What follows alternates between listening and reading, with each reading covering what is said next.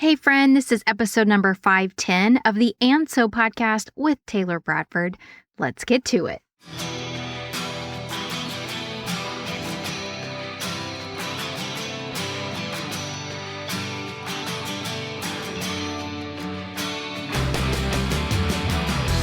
Boss Girl Creative presents And So with Taylor Bradford, business and life musings from a successful serial entrepreneur.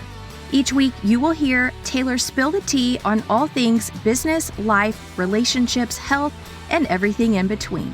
But don't worry, each week also includes a business nugget that will help you stay on course. And now a throwback to 3-year-old Taylor who inspired all of this. And so,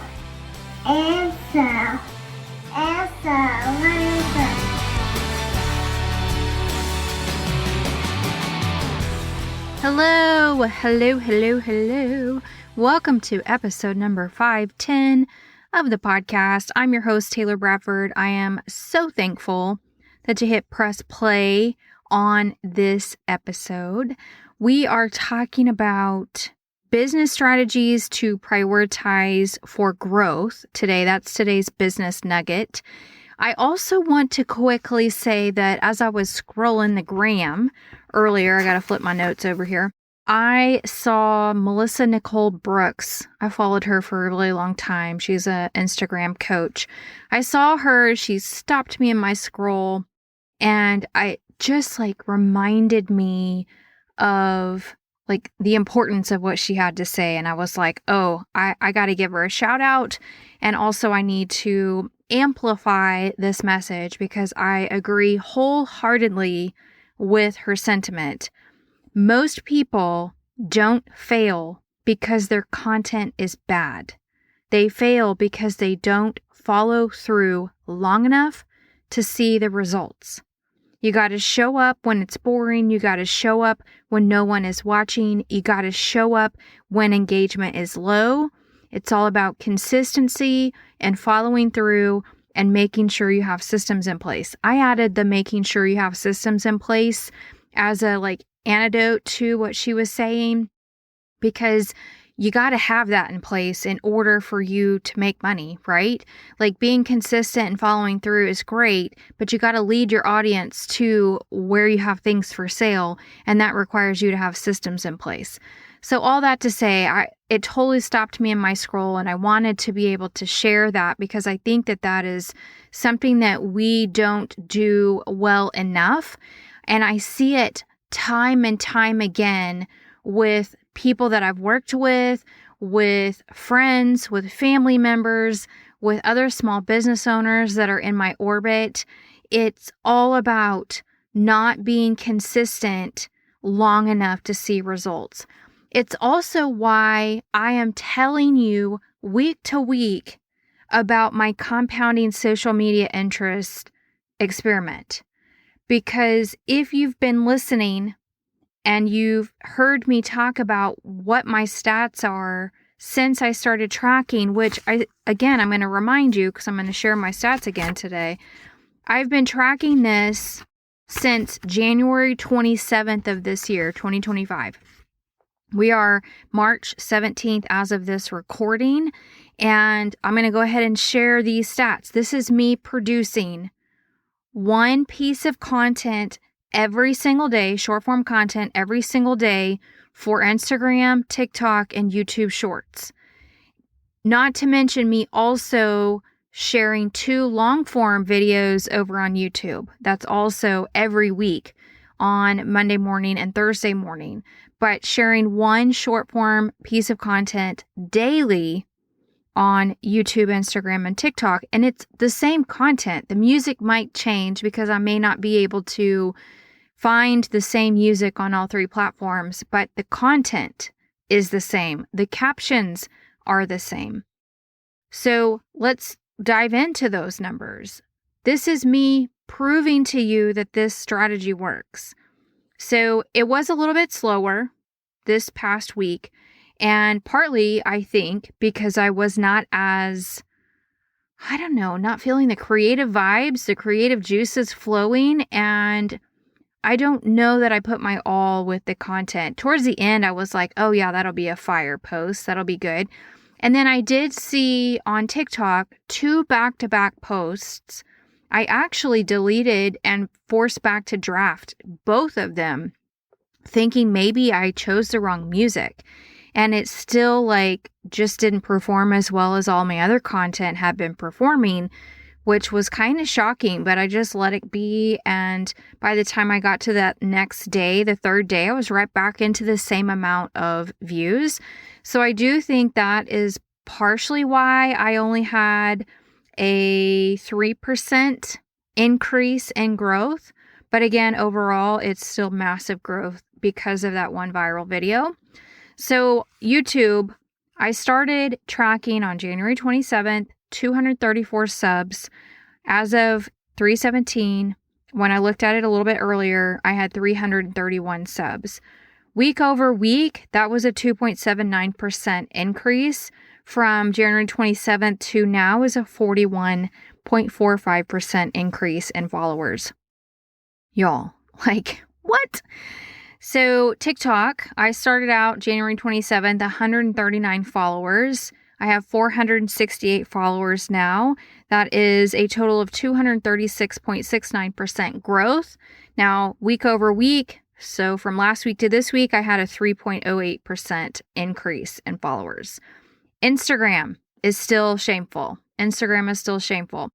I had 3,487 followers last week. I have the same follower count this week. I know I've gained followers, but I've also lost followers. So the count actually stayed the same. So no growth in a week, according to like the numbers. But my total since I started counting on January 27th is only a 0.49% increase. So if that doesn't tell you something, I don't know what. I did actually see Michelle Gifford. She's another Instagram coach. She's doing a stories challenge right now if you want to go follow her. And she was like, y'all, 2022 Instagram tactics don't work. And a lot of people have been complaining about their stories not having the same kind of like watch status. Actually, a group that I'm in, there was a girl tonight who said that she has 236,000 Instagram followers and she's maybe hitting 1,500 story views or less. And she was like, I'm doing all the things, I'm doing polls and I'm doing this, I'm doing that, and it's not working. So I just was like, hey, you might go check out Michelle Gifford. She has got a stories challenge going on. This is specifically what she sent out in her email today, which I think is thought-provoking. She basically said DMs are what is forcing people to have higher story views. So getting them to respond in DM through your stories and then making sure that your stories fully like expire before you start posting again. And then your next story back needs to be a still image, not a video and not a reel, an actual still photo. And those were her 3 tips. And she was like, those were the tips that you guys were like, whoa, what? And that's what she added into her email. So just giving you some little tidbits from some people I follow on Instagram. So let's talk about some other things real quick. So I finally found some reading mojo and I was able to make it through a couple of books since last time. I'm still slowly making my way through Things We Left Behind by Lucy Score. I'm 31%. 31. Oh man. But I did get through 2 books audio wise. Let me get to my Goodreads to tell you what those 2 books were. And I started one. I think I got through 2 books. Let me double check. Books read. Yes, I did. I finished Challenger, A True Story of Heroism and Disaster on the Edge of Space by Adam Higginbotham. I rated that 5 stars out of 5 stars. What a freaking story. And shame on the people that legitimately were part of not only Challenger's fate, but Also, dang, Voyager, was it Voyager's Fate? Whichever one happened in 2002, 2003. I think that was Voyager. Shame on those same people. But wow, what a book. And then I finished The Huntress by Kate Quinn. I love Kate Quinn. Historical fiction. This had a great storyline. It was good. 5 out of 5 stars. So I'm currently reading from a book recommendation from Sharon Says So. I'm also in her book club, which is why I just finished the Challenger book, because that is one we're reading this semester. And she just finished The Tell by Amy Griffin, and it's Amy's memoir. And I believe it just got named one of Oprah's book club picks. And how far am I into this book? I'm pretty far into this book, and it's good. Like, it's good. I don't really do memoirs very often or do them well because nonfiction just doesn't sit with me well, or hold my attention, I should say. I should be fair. Hold my attention. And let's see, how far am I into? I'm 56% into The Tell by Amy Griffin, and 5 out of 5 stars so far. And it's only 8 hours in audiobook. I'm listening at 2 times speed. I bumped myself up from 1.75 speed to 2 times speed. And so I'm booking through that one, and it's good. What? I feel like I had a notice recently. Nope, I'm good. So that is that related to books. I am getting so close to finishing up the prep in my garden. I have so many plants that are like ready to go out.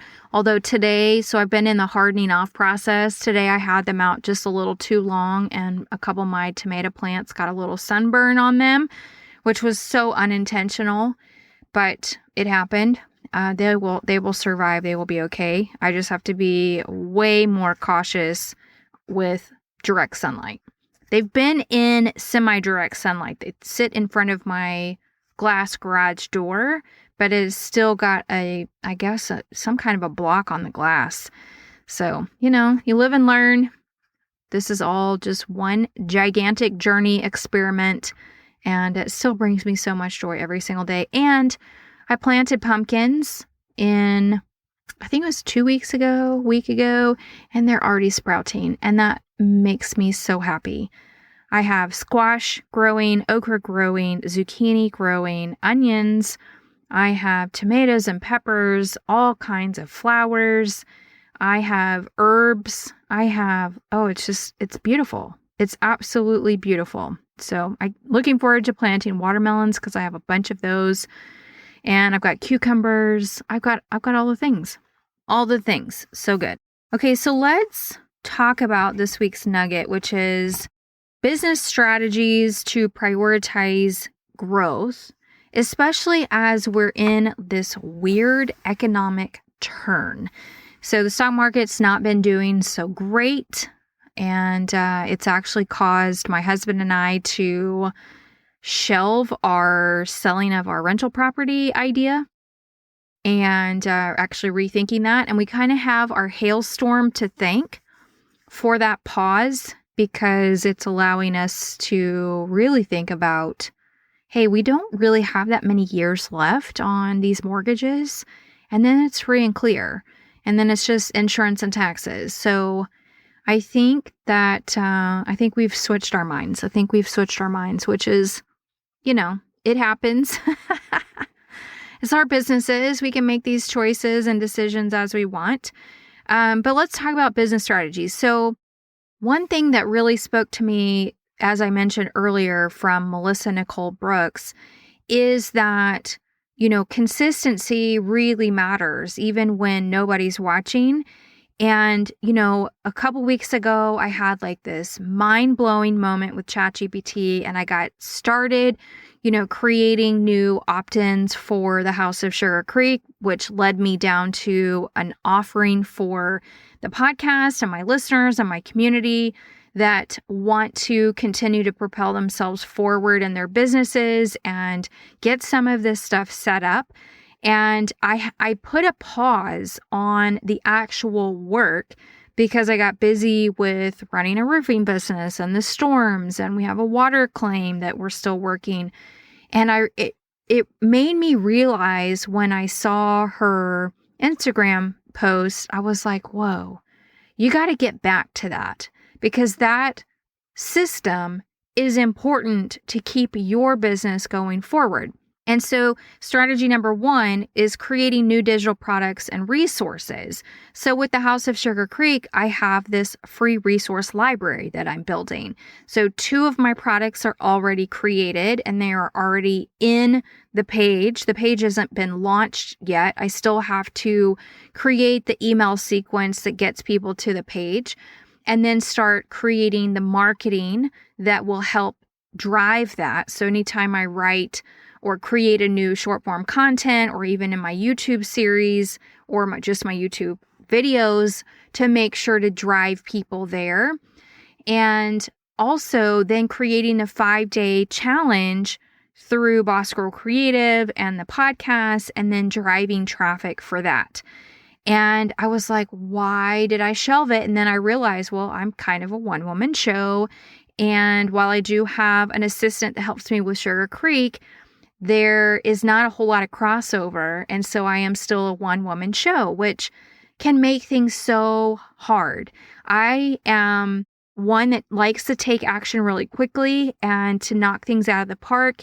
It's how I'm able to test and tune and trial and error and experience failure really quickly, because I am not scared to take action. But sometimes I do get overwhelmed by how many steps it takes to get to the thing that needs to be finished. And then I just have to sit back and write out the steps so that I can see them and check them off to get the thing knocked out, which is ultimately what happened with getting all of this stuff created. I just had too many ideas going on at once, all competing for time and space in my brain and also in my life. And it's not an excuse. It just is what it is. And so I just have to refocus and finish the email sequences and also get the challenge built out, because that's important. That's part of my strategy for growth for not only the House of Sugar Creek and also the podcast. So that is one thing that you can prioritize for growth for your business, is creating new digital products or resources for your community, and whatever that looks like. So we, in the roofing business, what we're finding right now, so we just had the big major storm. I talked about it last week. We have unscrupulous roofers in my town that don't belong in my town that are stealing business from local roofers and making promises that are actually illegal. And if I had an effective way to turn them in, I would, but it would just fall on deaf ears, unfortunately. But we're talking about insurance fraud and tax evasion. It's crazy. And people that we have said, we will help you through this process if you choose to work with us. And we've gotten them to say yes. Because here's the other thing. Contingency agreements don't hold up in Texas. So even if I were to get somebody to sign a contingency agreement without some kind of scope of loss from an insurance company that details the damage that insurance is agreeing to, I can't get a contract signed. So contingency agreements in Texas just aren't the weight. There's no weight. There's no weight beyond the paper that they're written on. And you could probably try to scare somebody into working with you, but we don't run a business that way. And we've lost today, just by itself, we've lost 2 customers because somebody promised an upgrade that we aren't going to pay for, and a deductible covering, which is not tax evasion. Deductible covering is insurance fraud. The other thing to deductible covering is it is tax evasion, because if you write me a check for your deductible and then I swap you a check back for your deductible, I actually have to 1099 you if the amount is over $599, which most deductibles are. So I would do that. I would absolutely do that, because it's showing income on my books. and I need to show it as an expense out. And the expense out is basically got to be categorized as a contractor payment, because there's no other IRS category that I can say, here's your money back. Like, it's not a refund. So yeah, so tax evasion and insurance fraud, that is what is being committed in my town right now. And customers just aren't fully educated on how this all works, and they are trying to get the best deal, and they are trying to make money off of their claim, all of which is insurance fraud. So that's so frustrating. When people start competing on price, another little business nugget, when people start competing on price, you will not stay in business. We actually showed up to an adjuster appointment today with one of our new salespeople and my husband, and we told the homeowner, hey, when your adjuster meeting is scheduled, let us know and we will come and support you in that. We tell all of our customers this. It just gives them, as a homeowner, an opportunity to have a representative that knows what's going on, to just be there. It's not helpful to the adjuster that shows up. It's just to show support for the homeowner, who most likely has no clue what is going on. And there were 2 other roofers that showed up to this adjuster meeting. Now, most adjusters hate the fact that contractors show up to these meetings. Some insurance companies, they acknowledge that is probably going to happen. Some of them encourage it, but for the most part, adjusters are very squirrely about contractors showing up to their meetings with their homeowners. And so having 3 roofers, and one of them brought 3 people with them, my husband was like, nope, we're out. We're firing this client. This client is not taking this seriously, and this is not our ideal customer. So I hate that this is happening to you as one of your first roofs, that you helped this man get called in, and then he proceeded to play a game, but this is not the customer we work with, and they left. So, and then we lost another customer because somebody made a promise of an upgrade and a deductible covering, and then supposedly a referral bonus to some relative, I don't even know, but then said that we put a sign in somebody's yard who we didn't have permission to do, and that was the other reason why he was not going to go with us. And it's like, we don't randomly put signs in people's yard unless we have written permission or audio permission from the homeowners. And turns out we had permission from the person he was claiming, so I don't really know where that one went wrong, but he was just looking for any and every excuse. So that sucks. Okay, so going back to creating digital products or resources for your community, I can do this for mine with roofing. I can start creating resources and digital products to help better educate, which may just create a stronger relationship for me and my local community. So something that we are going to be thinking about. Do I have the bandwidth to do this? I don't know. I may have to have my assistant work on that, but that is something we are toying with because it's all about education. It's all about education. Number 2 business strategy to prioritize growth in your business is consistently show up on social media. I've already said this multiple times in this particular episode at minimum. And then number 3 is blogging. Do not forget about your blog. It is so helpful for people to find you if you are actively blogging. I don't care if it's just once a month. You need to be actively blogging so that other people can find you. The weight it gives to Google and search engines, just don't sleep on it. And then the fact that you can get it over onto Pinterest and let Pinterest work for you while you sleep. Just remember that blogging is a really strong business strategy for growth. Number 4 is updating your website pages. When was the last time you double-checked your about page, your contact page, any of your services pages? That stuff needs to stay up to date. Even if it's just you changing a few words or changing out photos.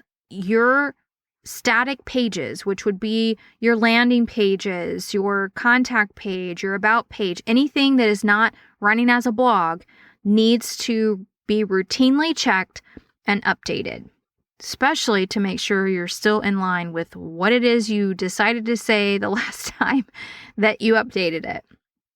And then number 5, I saw somebody, and I don't recall who I saw this. When I'm diving into certain things, I take notes and I get really good at remembering where I see things. And then sometimes I get so distracted. So I don't know who to give credit to for this, but it's genius. Create rhythms for balance as a business strategy to prioritize for growth. I don't think I've ever heard anybody say the work-life balance thing needs to actually be a rhythm, but it makes so much sense when you think about how you balance things. It's all about finding the rhythm that works for you, because finding true balance will never be a thing. I promise. It is something that you will try for, but fail often. And so instead, switch your mindset and create a rhythm for yourself.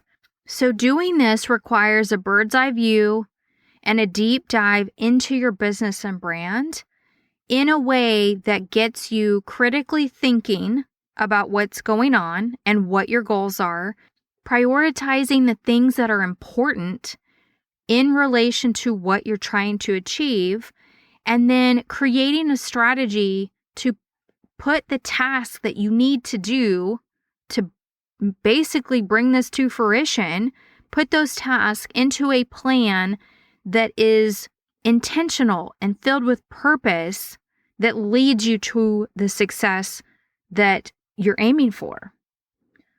Create that rhythm, which will ultimately become your balance. And I think that that's what we need to do. I think we need to shift our minds away from finding balance and create a rhythm for our balance. So there you have it. 5 business strategies to prioritize for growth in your business. Quick recap: create new digital products and resources for your community and your audience. Consistently show up on your social media. Make sure you're blogging. Make sure you're updating your website pages frequently, and then creating a rhythm for your balance. Thank you so much for listening to this episode. I hope you found it helpful. I'd love to hear from you. I'd love to hear what wins you've been celebrating lately. Send me a DM over on Instagram at Boss Girl Creative. I'd love to hear from you. Until next time, I hope you have a great rest of your week.